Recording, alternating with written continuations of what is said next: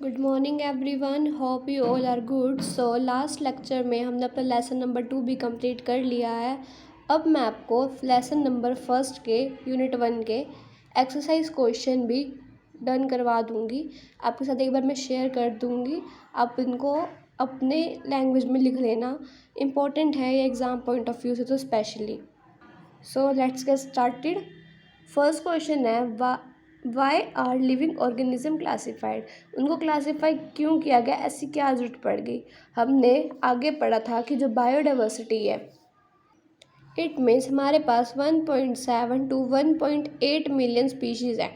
तो इनको हम कैसे पहचानेंगे, इसके लिए हमने इनका नोमेनक्लेचर आइडेंटिफिकेशन किया था।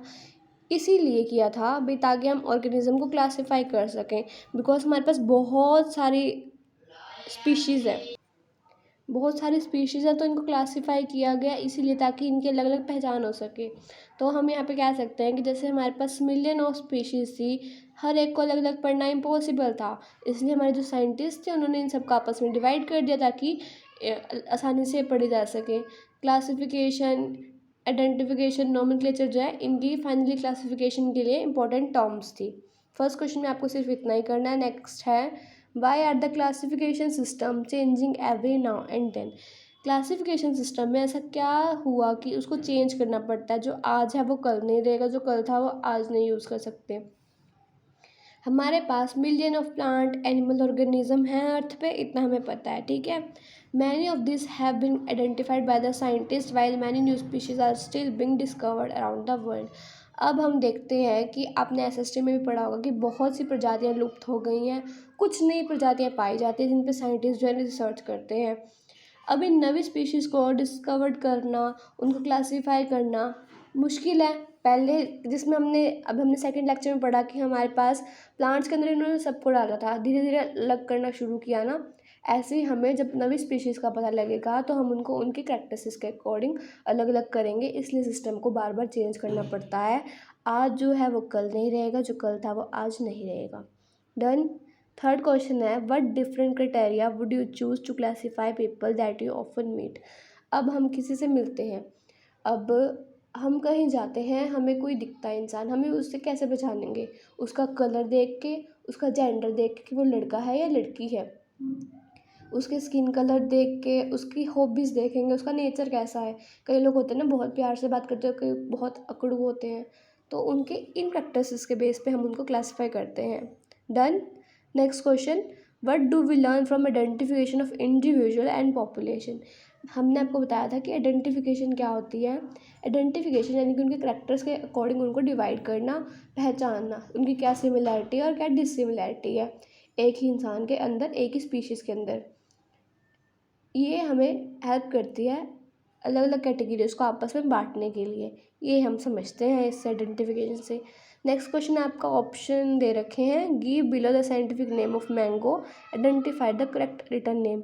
अब मैंने आपको रूल बताया था, फर्स्ट सेकंड रूल में ही हमारे ये है कि जो फर्स्ट लेटर है वो कैपिटल होगा, सेकंड स्मॉल होगा। तो इसमें फर्स्ट वाले में देखो दोनों के कैपिटल लेटर्स हैं, तो ये तो होगा नहीं। सेकंड ऑप्शन हमें इन्होंने यही दे रखा है, तो ये इसी को करेक्ट करना पड़ेगा। अदरवाइज़ अगर कोई और भी दिया होता और उसके नीचे अंडरलाइन होता या उसके लास्ट में लीन लिखा होता, यानी कि जो नेम ऑफ द ऑथर दिखता है नाम के बाद वो होता, फिर उसको हम सही कहते। बट यहाँ दो ऑप्शन में से सेकंड वाला हमारे पास सही है, क्योंकि इसका फर्स्ट लेटर जो है कैपिटल है, लास्ट जो स्पीसीज का लेटर है वो स्मॉल से स्टार्ट हो रहा है। नेक्स्ट है define a taxon, give some example of taxa at different hierarchical levels. Taxon क्या होता है, मैंने आपको बताया था कि जो species, genus, order, family, class, ये सब हमारे पास है, ये टैक्सा ही हैं।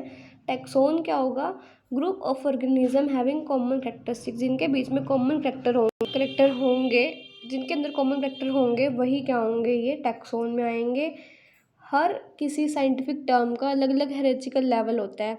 जैसे कि हमने देखा है कि जो बर्ड्स हैं उसको हमने किस क्लास में लिया था, एव्स में लिया था, ठीक है। लेकिन जो स्पॉन्जीज हैं, जो फर्स्ट फाइलम है उसको हमने पोरीफेरा में लिया था, और कैटेगरी उनकी फाइलम ले ली थी, जबकि बर्ड्स की हम लोग डिवीजन में ले लेते हैं। I hope you understand it. Next question है can you identify the correct sequence of taxonomical category. अब फर्स्ट में देखिए आप स्पीशीज़, उसके बाद ऑर्डर, उसके बाद फाइलम, उसके बाद किंगडम। ठीक है काफ़ी हद तक। जीनस स्पीशीज़ ये तो पॉसिबल ही नहीं है, बिकॉज स्पीशीज़ जो है सबसे स्मॉल है तो वो आगे आएगी, तो ये वाला रॉन्ग है। Third, species, genus, order, phylum, ये भी काफ़ी हद तक ठीक है, यानी कि जो हमारे ए ऑप्शन है और सी ऑप्शन है ये काफ़ी हद तक ठीक है। बट अगर ये भी आ जाए किंगडम, फाइलम, क्लास, ऑर्डर, तो वो भी आपका सीक्वेंस सही होगा।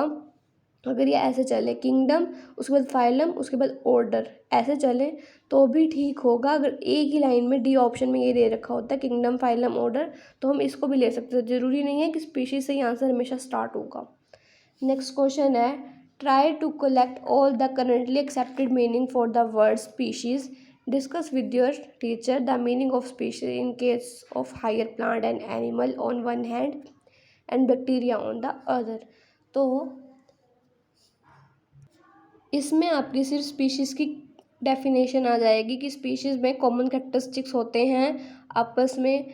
हायर प्लांट एनिमल्स में भी स्पीशीज़ उनके आपको एग्जांपल ही देने पड़ेंगे। एनिमल्स में आपकी जैसे स्पीशीज़ होगी पैंथरा लियो, पैंथरा टिग्रिस, यही आ जाएंगे। इसमें टिग्रिस और लियो जो है स्पीशीज़ हैं। प्लांट्स में आप सोलेनम, टूबरजम डाल सकते हैं, सोलेनम में मेलोंगिना डाल सकते हैं। ओके, नेक्स्ट है define and understand the following term, phylum, class, family, order and genus. तो इसकी तो मैंने आपको डेफिनेशंस करा ही दी थी आगे अंडरलाइन, तो एक बार फिर मैं रिमाइंड करती हूँ। फाइलम जो है बहुत सारी क्लासेस जब आपस में जुड़ जाती हैं तो वो फाइलम बनाती हैं। फाइलम टर्म हम एनिमल्स के लिए यूज़ करते हैं, जबकि डिवीज़न टर्म को हम प्लांट्स के लिए यूज़ करते हैं। अब क्लास क्या होते हैं, रिलेटेड ऑर्डर्स होते हैं क्लास। फैमिली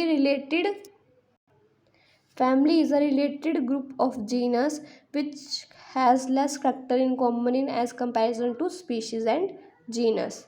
फैमिली इन सब की है, जैसे कि कैनिडे की डॉग है और फेलिडे की कैट है।